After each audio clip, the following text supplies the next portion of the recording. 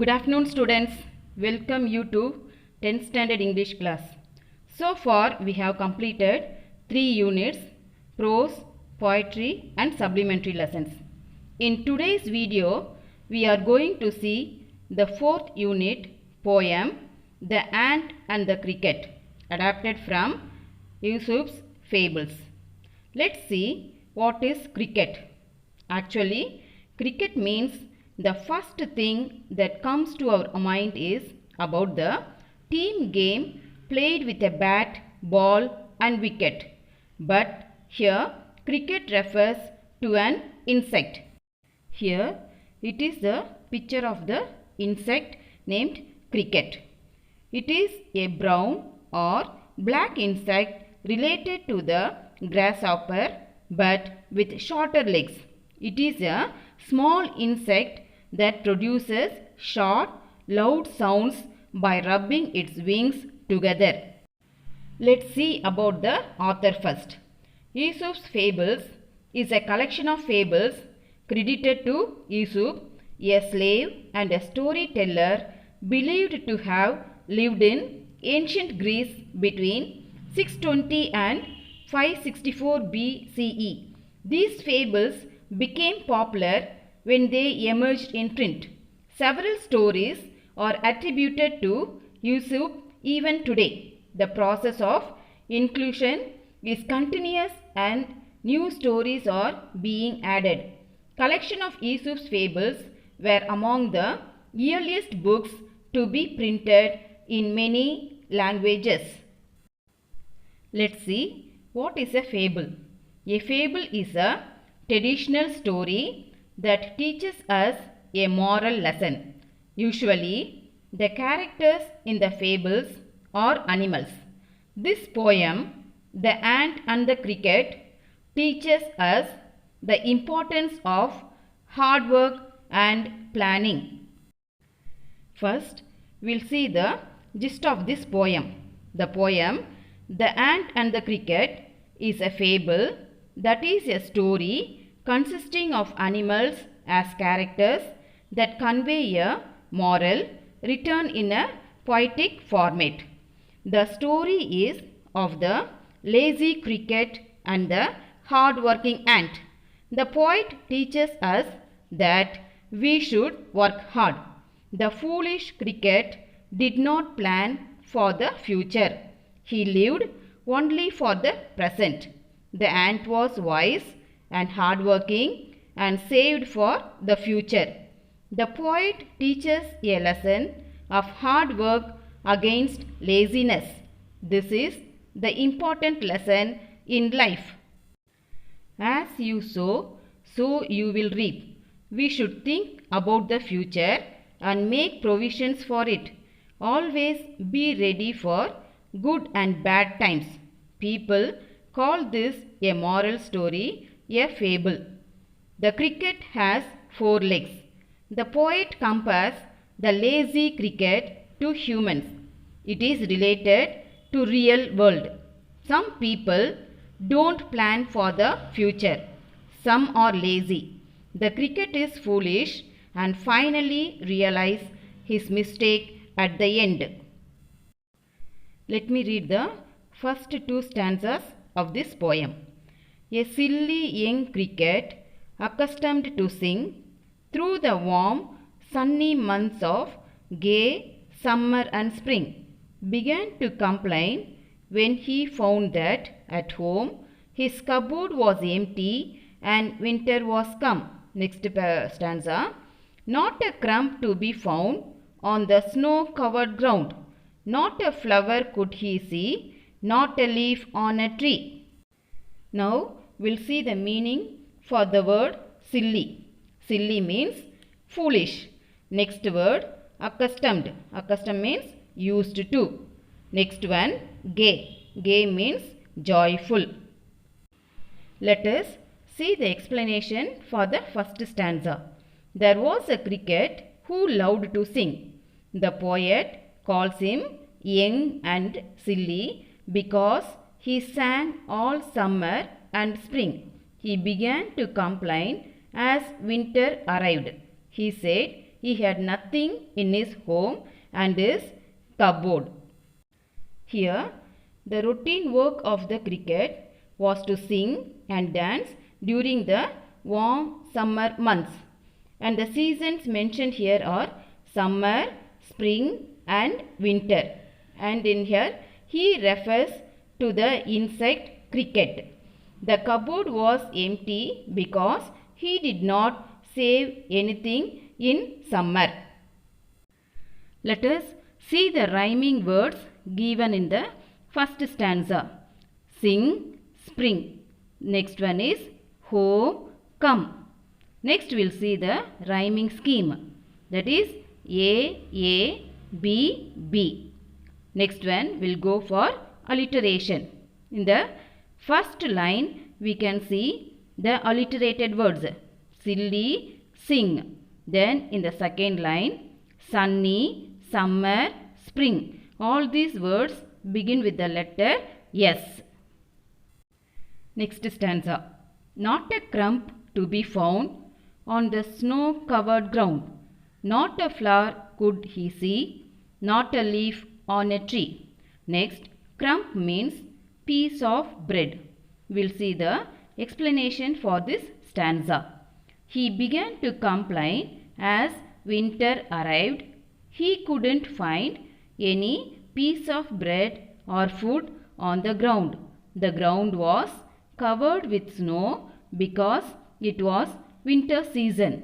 He could not find a leaf or a flower under the snow. The cricket cried at his bad situation. Next, we'll see the rhyming words given in this stanza. That is found, ground. Words ending with the same sound.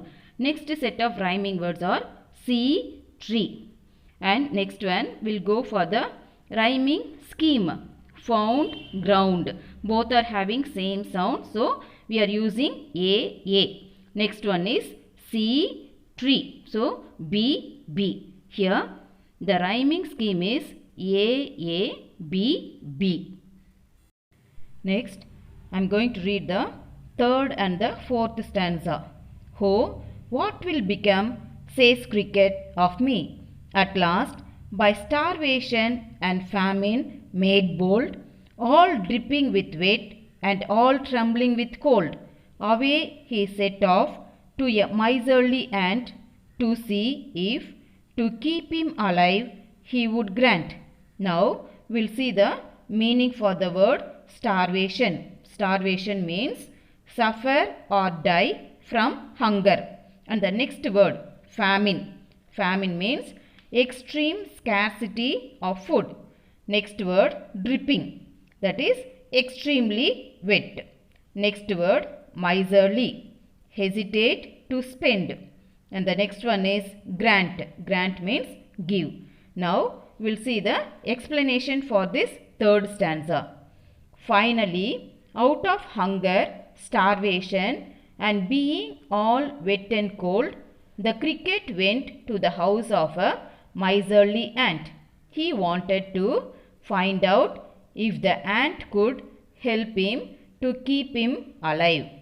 The cricket was starving and the famine made the cricket bold. The cricket dripped and trembled as it was wet and cold. So, the cricket, in order to keep himself alive, the cricket went to meet the miserly ant for food and shelter. Now, we'll see the rhyming words given in this stanza. Bold, cold. Next rhyming word, ant, grant. Now, we'll see the rhyming scheme used in this stanza. Me, that is A. Bold, cold. B. Next one is ant, grant. C. So, the rhyming scheme is A, B, C. Next, we'll see the fourth stanza. I'll read the fourth stanza. Him shelter from rain and a mouthful of grain. He wished only to borrow. He would repay it tomorrow. Let's see the explanation for this stanza. Here, The cricket hoped that the ant would shelter him from rain and give him a mouthful of grain. If the ant helped, then he would repay the loan the next day. Here we'll see the rhyming words used in this stanza. Rain, grain. And the next set of rhyming words, borrow, tomorrow. So the rhyming scheme is rain, grain. That is A. Next one is borrow, tomorrow. B. Next stanza. If not, he must die of starvation and sorrow, says the ant to the cricket. I am your servant and friend. But we ants never borrow, we ants never lend. We'll see the explanation for these lines. Here in the first line, he refers to the cricket. We'll see the explanation now. The ant told the cricket that he is his servant and friend, but as ants they have neither borrowed or lent anything. Here ant was not ready to share its grain to cricket. Ants never lend because they are very hardworking. They save wisely for the future. These lines, the ant says these lines to the cricket. Let's see the remaining lines. But tell me, dear cricket, did you lay anything by when the weather was warm? Quoth the cricket, not I. Here we'll see the meaning. Here lay means save anything. Next word is quoth. Quoth means said. Actually it is an old English usage. We'll see the explanation now. The cricket said he was starving, but the ant questioned the cricket whether he kept aside anything for the future when the weather was warm. The cricket said that he did not save anything for the future, and in this line, that is not I refers to the cricket.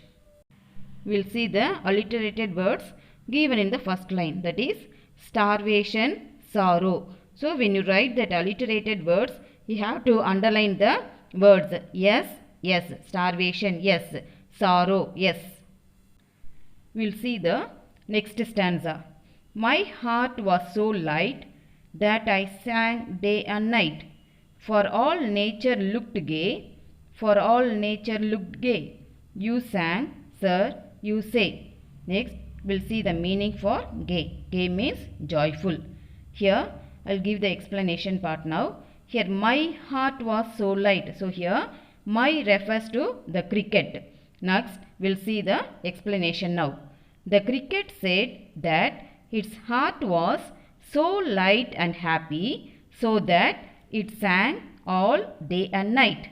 The cricket said that nature looked happy and fresh. The ant was irritated at this. He questioned the cricket whether he sang all day without saving food for the future. Next we'll see. The cricket was lazy and silly.